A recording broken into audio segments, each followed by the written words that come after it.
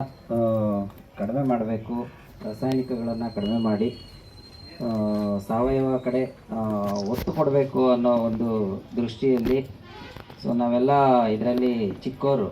ಆದರೆ ಈ ಒಂದು ಕಾರ್ಯಕ್ರಮದ ರೂವಾರಿಗಳಾಗಿರುವಂಥ ಸಾವಯವ ಕೃಷಿಕರು ಆಗಿರುವಂಥ ಈರಪ್ಪಯ್ಯನವರು ಏನಿದ್ದಾರೆ ಈ ಒಂದು ಕಾರ್ಯಕ್ರಮದ ರೂವಾರಿಗಳಾಗಿರ್ತಾರೆ. ಈ ಒಂದು ಕಾರ್ಯಕ್ರಮದ ವೇದಿಕೆಯಲ್ಲಿರುವ ಮತ್ತು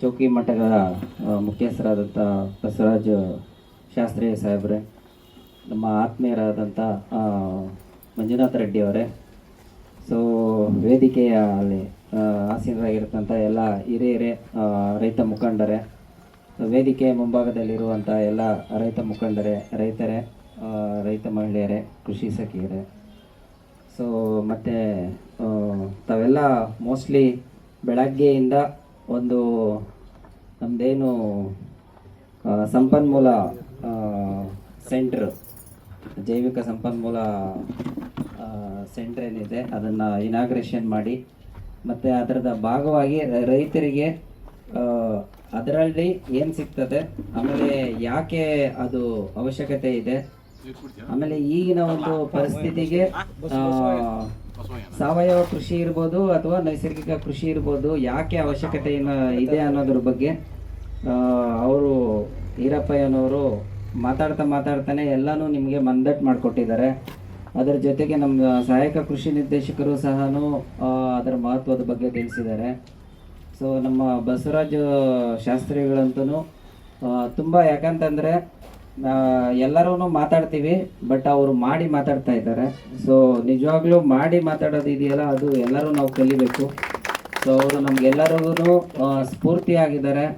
ಮುಂದಿನ ದಿನಗಳಲ್ಲಿ ಈ ಒಂದು ಬಳ್ಳಾರಿ ಜಿಲ್ಲೆಗೆ ಎಸ್ಪೆಷಲಿ ಸಾವಯವ ಕೃಷಿಗೆ ಇರ್ಬೋದು ಅಥವಾ ನೈಸರ್ಗಿಕ ಕೃಷಿಗೆ ಇರ್ಬೋದು, ಅಥವಾ ನಾವು ಆಕಳುಗಳ ಒಂದು ಸಂರಕ್ಷಣೆ ಒಂದು ವಿಚಾರಕ್ಕೆ ಬಂದಾಗಿರ್ಬೋದು, ಅಥವಾ ನಾವು ಏನು ಕೃಷಿನಲ್ಲಿ ಹೊಸ ಒಂದು ತಂತ್ರಜ್ಞಾನಗಳನ್ನು ಕ್ಷೇತ್ರ ಮಟ್ಟದಲ್ಲಿ ನಾವು ರೈತರಿಗೆ ಪರಿಚಯ ಮಾಡಿಕೊಡ್ಬೇಕು ಒಂದು ಪ್ರಾತ್ಯಕ್ಷಿಕೆ ಮುಖಾಂತರ ಅಂತ ನಾವು ಏನು ಹೇಳ್ಕೊತಾ ಇದ್ವಿ, ಅದು ಒಂದು ಏನು ಕೆನೇರಿ ಮಠದ ರೂಪದಲ್ಲಿ ಇಲ್ಲಿ ಚೌಕಿ ಮಠ ಏನು ಸ್ಥಾಪನೆ ಮಾಡಿದ್ದಾರೆ, ಅದು ನಿಜವಾಗ್ಲೂ ಮುಂದಿನ ದಿನಗಳಲ್ಲಿ ಎಲ್ಲರಿಗೂ ನಿಮ್ಮೆಲ್ಲರಿಗೂ ಸಹ ವೇದಿಕೆ ಆಗ್ತದೆ ಅಂತ ನಾನಾದರೂ ಭಾವಿಸ್ತಾ, ಅಂಥ ವೇದಿಕೆಯನ್ನು ಕಲ್ಪಿಸ್ಕೊಟ್ಟಿದ್ದಾರೆ. ಅಂದರೆ ಈಗಾಗಲೇ ಉದ್ಘಾಟನೆ ಮಾಡಿದ್ದಾರೆ. ಅದನ್ನು ಒಳ್ಳೆಯ ಒಂದು ಮಟ್ಟಕ್ಕೆ ಕೊಂಡೊಯ್ಯೋ ಒಂದು ಎಲ್ಲ ಪ್ರಯತ್ನಗಳು ಅವರು ಎಲ್ಲನೂ ಮಾಡ್ತಾ ಇದ್ದಾರೆ. ಅದಕ್ಕೆ ಕೃಷಿ ಇಲಾಖೆಯೂ ಸಹ ಜೊತೆಯಲ್ಲೇ ಇರುತ್ತೆ ಅಂತ ನಾವು ಮುಂದೆ, ಅಂದರೆ ಮೊದಲು ಹೇಳಿದ್ದೀವಿ, ಈಗಲೂ ಹೇಳ್ತಾ ಇದ್ದೀವಿ. ಖಂಡಿತವಾಗ್ಲೂ ರೈತರ ಪರವಾಗಿ ಏನೇ ಒಂದು ಕಾರ್ಯಕ್ರಮಗಳು ಮಾಡಿದಾಗ ಕೃಷಿ ಇಲಾಖೆ ಅವರ ಜೊತೆ ಇರ್ತದೆ ಅಂತ ನಾನು ಹೇಳ್ತಾ, ಸಾಕಷ್ಟು ವಿಚಾರಗಳನ್ನ ಹೇಳಿರೋದ್ರಿಂದ ನಾನು ಮತ್ತೆ ಹೇಳಕ್ಕೆ ಹೋಗಲ್ಲ. ಆದರೂ ಸಹ ಕೆಲವೊಂದು ವಿಚಾರಗಳು ರಿಪೀಟ್ ಆದರೂ ನಾನು ಹೇಳೋಕ್ಕೆ ಇಷ್ಟಪಡ್ತೀನಿ. ಒಂದು, ತಮಗೆಲ್ಲ ಗೊತ್ತಿದೆ, ರಸಗೊಬ್ಬರಗಳ ಬಗ್ಗೆ ನಾವು ಯಾವುದು ಟಿ ವಿನಲ್ಲಿ ನೋಡಿದ್ರೂ ರಸಗೊಬ್ಬರಗಳ ಬಗ್ಗೆ ಮಾಹಿತಿ ಬರ್ತಾ ಇದೆ, ಅಥವಾ ನಾವು ಪತ್ರಿಕೆ ಮಾಧ್ಯಮಗಳು ನೋಡಿದ್ರೂ ಬರ್ತಾ ಇದೆ, ವಾಟ್ಸಪ್ ಮೀಡಿಯಾಸಲ್ಲೂ ಸಹ ರಸಗೊಬ್ಬರಗಳ ಬಗ್ಗೆ ಬರ್ತಾ ಇದೆ. ಬರೀ ರಸಗೊಬ್ಬರಗಳು ಅಷ್ಟೇ ಅಲ್ಲ, ಮಾನ್ಯ ಪ್ರಧಾನಮಂತ್ರಿಗಳು ನಮಗೆಲ್ಲನೂ ದೇಶದ ಜನತೆಗೆಲ್ಲನೂ ಒಂದು ಸಂದೇಶ ಕೊಟ್ಟಿದ್ದಾರೆ. ನಾವು ಆ ಸಂದೇಶನ ಬೇರೆ ಬೇರೆ ರೀತಿಯಲ್ಲಿ ಅರ್ಥ ಮಾಡ್ಕೊತಾ ಇದ್ವಿ. ಅದು ಖಂಡಿತ ಆ ಥರ ಅಲ್ಲ. ಅದು ಯಾವುದೇ ಒಂದು ದೇಶ ಮುಂದೆ ಹೋಗ್ಬೇಕಂತಂದರೆ ನಾವೇ ಸ್ವತಃ ಉತ್ಪಾದನೆ ಮಾಡಿಕೊಂಡ್ರೆ ನಮಗೆ ನಷ್ಟ ಆಗ್ಬೋದು, ಕಷ್ಟ ಆಗ್ಬೋದು ಕಡಿಮೆ. ಅದೇ ಎಲ್ಲದನ್ನು ಸಹ ಬೇರೆಯವ್ರ ಮೇಲೆ ನಾವು ಅವಲಂಬನೆ ಆದರೆ ಖಂಡಿತವಾಗ್ಲೂ ಪ್ರತಿಯೊಂದು ಹಂತದಲ್ಲೂ ನಾವು ಕಷ್ಟಪಡಬೇಕಾಗ್ತದೆ. ಆ ಒಂದು ಹಿನ್ನೆಲೆಯಲ್ಲಿ ಮಾನ್ಯ ಪ್ರಧಾನಮಂತ್ರಿಗಳು ಅವರ ಒಂದು ಸಂದೇಶವನ್ನು ಏನು ಚಿನ್ನ ಖರೀದಿ ಕಡಿಮೆ ಮಾಡಿ ಅಂತ ಹೇಳಿರೋದಿರ್ಬೋದು, ಅಥವಾ ಎಣ್ಣೆ ಅಡಿಗೆನಲ್ಲಿ ಕಡಿಮೆ ಬಳಸಿ ಅಂತ ಹೇಳಿರ್ಬೋದು, ಅಥವಾ ರಸಗೊಬ್ಬರಗಳನ್ನು ಕಡಿಮೆ ಬಳಸಿ ಅಥವಾ ಸಾವಯವ ಕೃಷಿಗೆ ಬನ್ನಿ ಅಂತ ಹೇಳಿರ್ಬೋದು. ಆಮೇಲೆ ನಾವು ಏನು ಪೆಟ್ರೋಲು ಡೀಸೆಲ್ ಯಥೇಚ್ಛವಾಗಿ, ಅಂದರೆ ಅವಶ್ಯಕವಾಗಿ ಬಳಸೋಣ, ಅನವಶ್ಯಕವಾಗಿ ಬಳಸೋದನ್ನು ಕಡಿಮೆ ಮಾಡಿ ಅಂತ ಹೇಳಿರೋದಿರ್ಬೋದು. ಇದೆಲ್ಲನೂ ನಾವೆಲ್ಲರೂ ಕಿವಿ ಕೊಡಬೇಕು. ಅದು ತುಂಬ ಸೂಕ್ಷ್ಮವಾದ ವಿಚಾರಗಳು.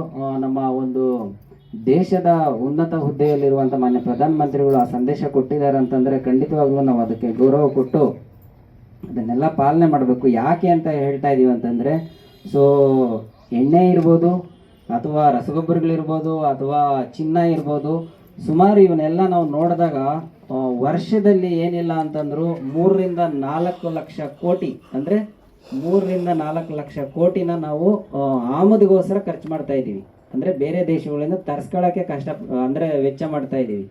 ಸೊ ಅದನ್ನೆಲ್ಲ ನಾವು ಕಡಿಮೆ ಮಾಡಿದ್ರೆ ನಮ್ಮ ಏನು ದೇಶದಿಂದ ನಾವು ಬೇರೆ ಒಂದು ದೇಶಗಳಿಗೆ ಡಾಲರ್ ನಿಮ್ಗೆ ಗೊತ್ತಿದೆ, ಈಗಾಗಲೇ 96 ರೂಪಾಯಿಗೆ ತಲುಪಿದೆ. ಮೊದಲೆಲ್ಲನೂ 50ರಿಂದ ಪ್ರಾರಂಭ ಆಗಿದೆ, ಇವಾಗಂತೂ ತುಂಬ ಫಾಸ್ಟಾಗೆ ಹೋಗ್ತಾ ಇದೆ. ಸೊ ನಮ್ಮ ರೂಪಾಯಿ ಏನು ಮೌಲ್ಯ ಏನಿದೆ ಅದು ಕುಸಿತ ಆಗ್ತಾ ಇದೆ, ಡಾಲರ್ ಮೌಲ್ಯ ಜಾಸ್ತಿ ಆಗ್ತಾ ಇದೆ. ನಾವು ಯಾವಾಗ ಆಮದು ಮಾಡ್ಕೊಳ್ತೀವೋ ಅವ್ರಿಗೆ ಡಾಲರ್ ರೂಪದಲ್ಲೇ ನಾವು ಪಾವತಿ ಮಾಡಬೇಕಾಗ್ತದೆ. ಅವಾಗ ನಮ್ಮ ರೂಪಾಯಿ ವ್ಯಾಲ್ಯೂ ಕಡಿಮೆ ಇರೋದ್ರಿಂದ ಜಾಸ್ತಿ ಪಾವತಿ ಮಾಡಬೇಕಾಗ್ತದೆ. ಹಂಗಾಗಿ ನಾವು ಆದಷ್ಟು ಸ್ವದೇಶಿ ವಸ್ತುಗಳನ್ನೇ ನಾವು ಬಳಕೆ ಮಾಡೋಣ. ಆಮೇಲೆ ಎಣ್ಣೆ ಕಡಿಮೆ ಮಾಡಿ ಅಂತ ಹೇಳಿರ್ಬೋದು, ನಿಮಗೆಲ್ಲ ಗೊತ್ತಿದೆ ಎಣ್ಣೆ ಜಾಸ್ತಿ ತಿಂದರೆ ಏನಾಗುತ್ತೆ ಅಂತ. ಕೊಲೆಸ್ಟ್ರಾಲು, BP, ಶುಗರು ಇವೆಲ್ಲ ಜಾಸ್ತಿ ಆಗ್ತದೆ. ಆಮೇಲೆ ನಾವು ಯಥೇಚ್ಛವಾಗಿ ಏನು ರಾಸಾಯನಿಕ ಗೊಬ್ಬರಗಳನ್ನ ಬಳಸೋದ್ರಿಂದ ಈಗ ಆರೋಗ್ಯದ ಮೇಲೆ ಪರಿಣಾಮಗಳು ಏನೇನು ಆಗ್ತಾ ಇದೆ ಅಂತ ನಾವೆಲ್ಲ ಹೇಳೋ ಅವಶ್ಯಕತೆ ಏನಿಲ್ಲ. ಪತ್ರಿಕೆಗಳಲ್ಲಿ ಮತ್ತು TV ಮಾಧ್ಯಮಗಳಲ್ಲಿ ವಿಜ್ಞಾನಿಗಳ ಮುಖಾಂತರ ವರದಿಗಳು ಸಾಕಷ್ಟು ಬಂದಿದೆ. ಈ ಒಂದು ತುಂಗಭದ್ರಾ ಅಚ್ಚುಕಟ್ಟು ಪ್ರದೇಶ ಏನಿದೆ ಇದರಲ್ಲಿ ಇರೋವಂಥ ನೀರು, ತುಂಗಭದ್ರಾ ನದಿ ನೀರು ಕೂಡ ಕುಡಿಯೋದಕ್ಕೆ ಯೋಗ್ಯವಲ್ಲ ಅಂತ ವರದಿ ಕೊಟ್ಟಿದ್ದಾರೆ. ನಾನು ಹೇಳ್ತಾ ಇಲ್ಲ, ವರದಿ ಕೊಟ್ಟಿರೋದನ್ನ ನಾನು ನಿಮ್ಮ ಮುಂದೆ ಮತ್ತೊಮ್ಮೆ ಮಂಡಿಸ್ತಾ ಇದ್ದೀನಿ. ಆಮೇಲೆ ಈ ಒಂದು ಕೊಪ್ಪಳ, ರಾಯಚೂರು, ಬಳ್ಳಾರಿ, ಆಮೇಲೆ ಏನು ನಮ್ಮ ವಿಜಯನಗರ ಇವೆಲ್ಲ ಏನಿದಾವೆ ಕ್ಯಾನ್ಸರ್ ಪೀಡಿತ ಪ್ರದೇಶಗಳು ಅಂತ ಅಂದ್ಬಿಟ್ಟು ಗುರುತಿಸಿದ್ದಾರೆ.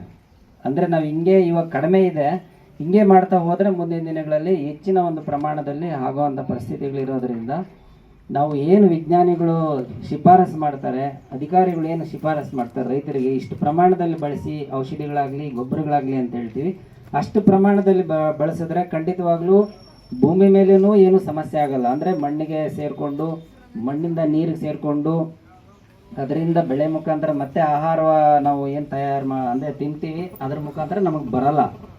ಸೊ ಆದರೆ ನಾವು ಯಥೇಚ್ಛವಾಗಿ ಬಳಸಿದಾಗ 1 ಚೀಲ ಅಥವಾ 2 ಚೀಲ ಬಳಸಿ ಗೊಬ್ಬರ ಅಂತಂದಾಗ ನಾವು ಬಿಡಿ ಏನು ಅಧಿಕಾರಿಗಳು ಹೇಳ್ತಾರೆ, ವಿಜ್ಞಾನಿಗಳು ಹೇಳ್ತಾರೆ ಅಂತ ಅಂದ್ಬಿಟ್ಟು ನೀವು 5ರಿಂದ 10 ಚೀಲ 15 ಚೀಲ ಬಳಸಿದ್ರೆ ಖಂಡಿತವಾಗ್ಲೂ ಅದು ಬೆಳೆಗಂತೂ ಸಿಗಲ್ಲ. ಒಂದು ಆವಿಯಾಗಿ ಹೊರಟು